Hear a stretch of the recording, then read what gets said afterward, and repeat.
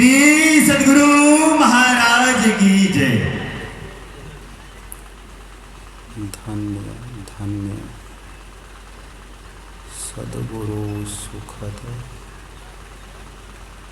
महिमा कही न जाए। जो कुछ कहूँ तुम्हारी कृपा, मोते कछु न बसा। श्री सद्गुरु महाराज की जय। पूज्यपाद गुरुजन, श्रेष्ठ विद्वत जनों तथा वंदनीय माताएं, जन्म से लेकर मृत्यु तक, सुबह जगने से लेकर कल सुबह तक जिस चीज़ की खोज में प्रतिदिन और प्रति क्षण हम लोग लगे रहते हैं, जिस चीज़ के लिए ही संसार का प्रत्येक उपाय किया जा रहा है,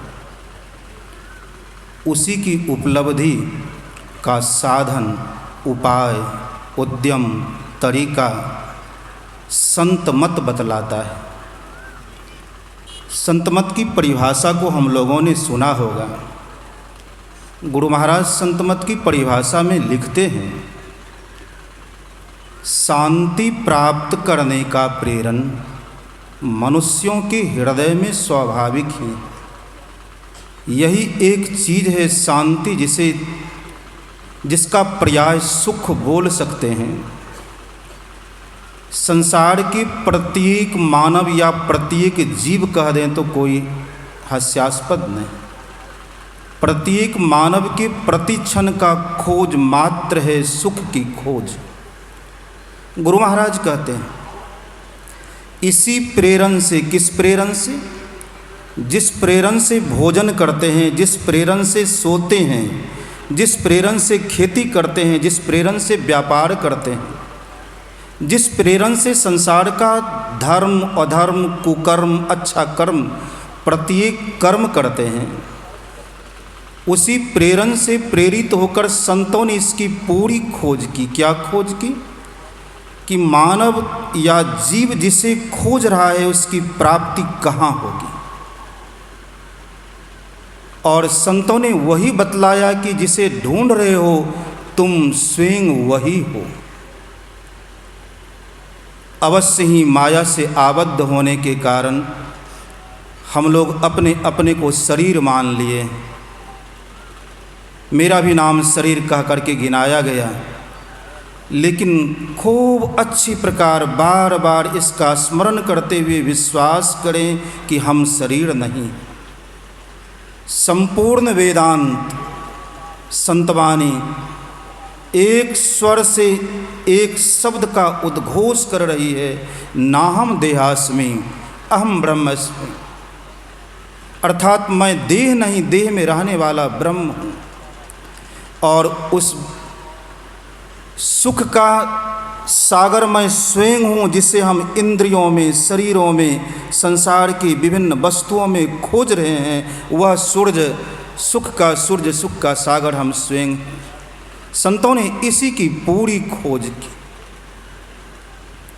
और उसी का उपाय बतलाया।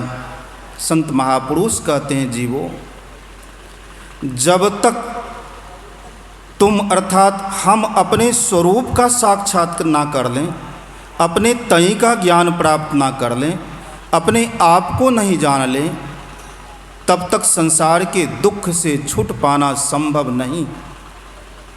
भूख का उपाय कदापि भोजन नहीं हुआ, ना हो सकता है। भूख रूपी बीमारी भोजन करने से दूर आज तक ना हुआ, ना हो रहा है, ना हो सकता है। नींद की बीमारी सोने से समाप्त होने वाला नहीं है। सुख संसार में होता तो बड़े बड़े धनाढ़ संपत्तिवान इस पृथ्वी पर आए। 1973 ईस्वी में झाली घाट में अखिल भारतीय सत्संग हो रहा था। महर्षि संत सेवी जी महाराज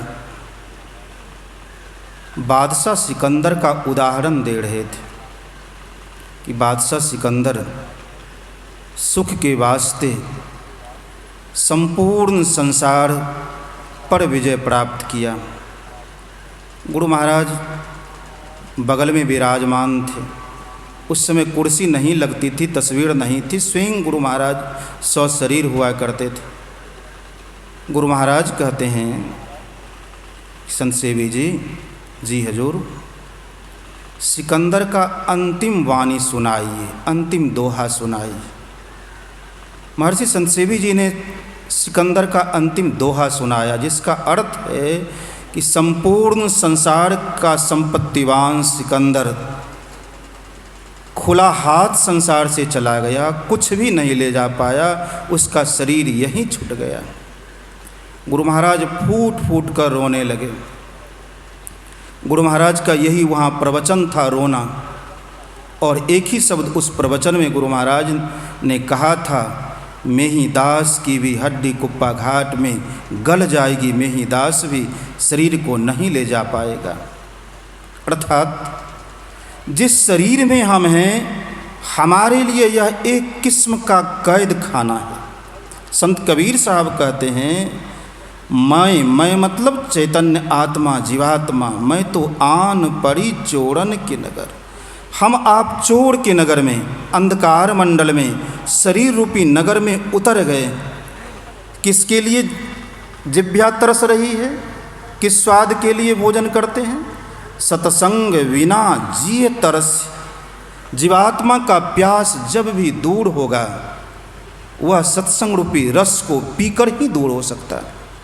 संसार में ना कोई उपाय था, ना है, ना हो सकता है जिससे किसी भी जीव को तृप्ति मिल सके संसार के समस्त धन यौवनों को प्राप्त कर।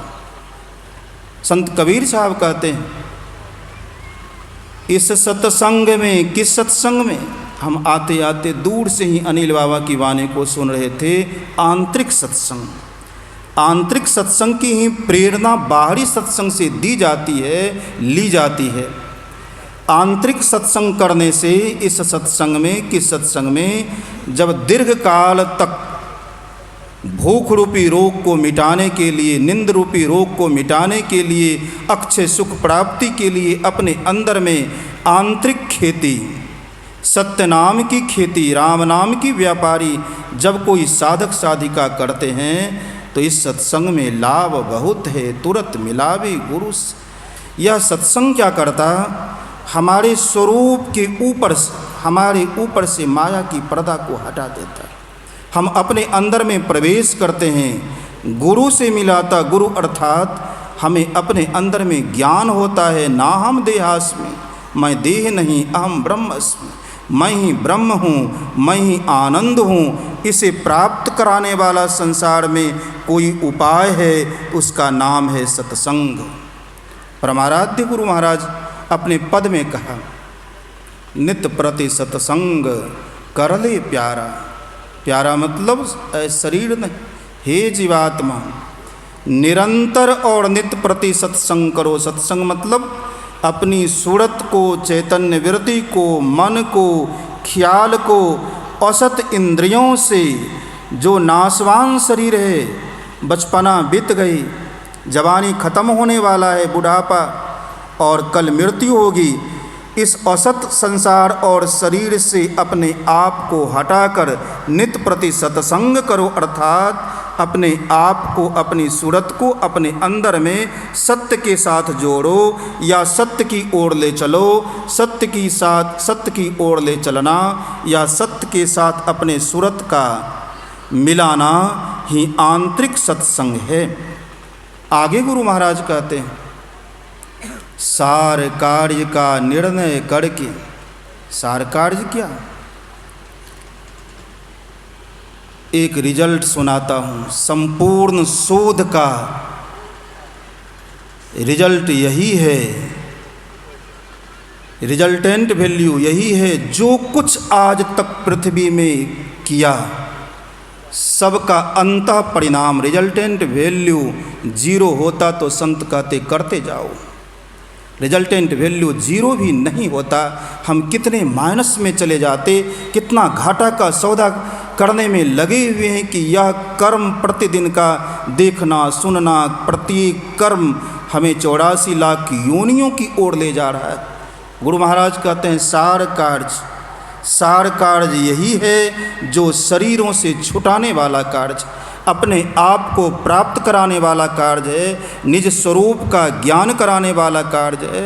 इस जगत जेल से, शरीर रूपी कैद खाना से निकालने वाला कार्य है, वह है सार कार्य।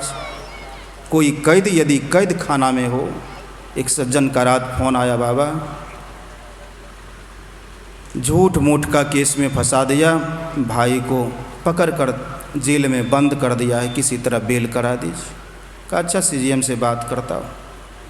जब सांसारिक कैद खाना में रहते हैं तो प्राण व्याकुल रहता है, कैसे निकलें। और संत कहते हैं इस सप्त धातु के कैद खाना में हो, इससे निकलने की इच्छा नहीं होती। क्या नहीं होता इस कारागार से हम निकल जाएं? गुरु महाराज कहते हैं सार कार्य का निर्णय करो कि इस कारागार से निकलना ही तुम्हारा मूल काम है। यही निकलने का उपाय ही संसार में कर रहे हो, लेकिन भ्रमवश कर रहे हो। इससे निकलो। कैसे निकलो? चैतन्य की धार को पकड़ो। धर चेतन धारा, अपने अंदर में चेतन की धार है। सूक्ष्म शरीर, कारण शरीर, महाकारण शरीर, कैवल्य शरीर, हम चैतन्य आत्मा हैं। चेतन धारा पिंड के पारा, इसके लिए अतिशय कितना ध्यान करने से होगा, इसका तो कोई लिमिटेशन गणना है नहीं। खूब खूब बैठते बैठते चैतन्य की धार को पकड़कर पिंड के पारा, दसम द्वारे का, जब 10वें द्वार की प्रकाश मंडल में बैठते बैठते जिस दिन गुरु की महती कृपा से हम अंदर में प्रवेश कर जाएंगे, क्या होगा? 10म द्वारे का ज्योति जगी जावे, अंतः प्रकाश जिस दिन होगा, ज्योति जगेगी, अति सुख पावे। जिस सुख को हम बाहर में एक क्षण दो क्षण के लिए भटकते रहते हैं, वह अति सुख विशेषण लगा हुआ है। उस सुख के साथ वह आनंद चलत पंथ, सुख होत महा है। महासुख की प्राप्ति होगी। वह सुख विनष्टा नहीं, जो स्पर्श करने में, जो देखने में, जो चखने में, जो खाने पीने में थोड़े काल मिलता, उससे अनंत गुना एक रस से निरंतर आनंद अपने अंदर में 10वें द्वार में प्रवेश करने पर महाभाग्यवान महासाधक को अंतरानुभूति होती है। उठत बैठत सोवत जागत टुक विहीन नहीं तारा, झिन झिन जंतर निस्दिन बाजे जम जालिम पचिहारा। अपने अंदर में पहुंचकर वे अमित तोष रूपी आनंद को प्राप्त करते हैं और उनका सारा कार्य अपने अंदर में हो जाता, अपने स्वरूप का साक्षात्कार होता। गुरु महाराज कहते हैं अति सुख पावे शब्द सहारे का, शब्द का डगर मिलता, उस शब्द के सहारे हम निज घर, जो अपना घर है, जो अपना स्वरूप है, जो निज लोक है, उस लोक को प्राप्त करते सर्वथा के लिए संसार के दुख से छूट जाते हैं। इसी का प्रचार संतों ने की, यही वेदवाणी है, उपनिषद वाणी है, संसार के सभी धर्म ग्रंथों सदग्रंथों की वाणी है। यह अपने हित की बात है, निज हित की बात है, कल्याण की बात है। इसे करेंगे तो हम एक ना एक दिन दुख से छूटकर अक्षय स्वरूप सुख को प्राप्त करेंगे। यही दो शब्द कहा। श्री सद्गुरु महाराज की जय।